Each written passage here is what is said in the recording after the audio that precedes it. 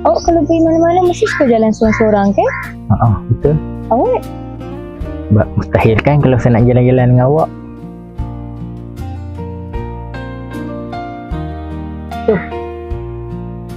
Jom.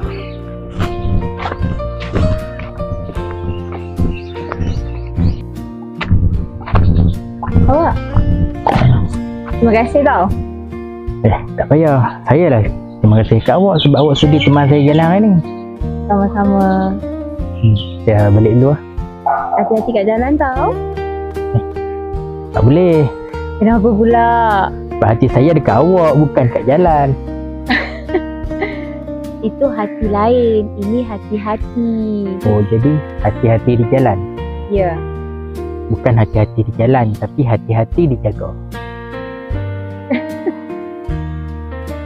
Sebab ada hati yang perlu kita jaga.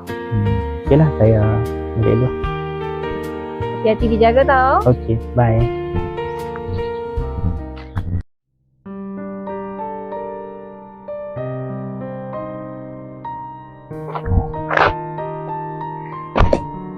Ni.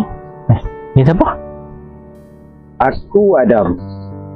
Hang bukan ex dia ke? Ya. Hang bukan dah putus ke dengan dia?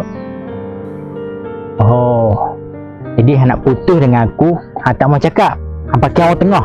Tak, Dia ni. tak. Bukan macam tu. Bukan macam tu. Macam tu. Tolonglah. Hang kalau tak ada rasa lagi dengan aku, tolonglah.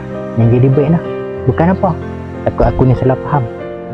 Sakit sangat ketika seseorang dipaksa untuk melepaskan tapi tak ada hak untuk mempertahankan. Ternyata aku bukan orang yang hang harap. Hang tak ada kenapa aku nak cakap pasal dia.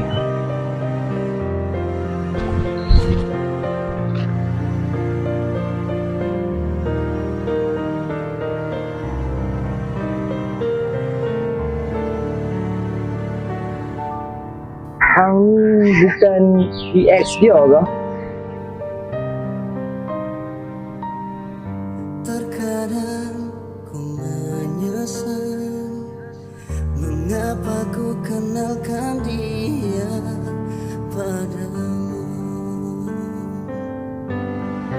Bila cinta tak lagi untukku, bila hati tak lagi padaku, mengapa harus dia yang merebut dirimu? Bila aku tak baik untukmu dan bila dia bahagia dirimu, aku kan pergi meski hati tak akan rela.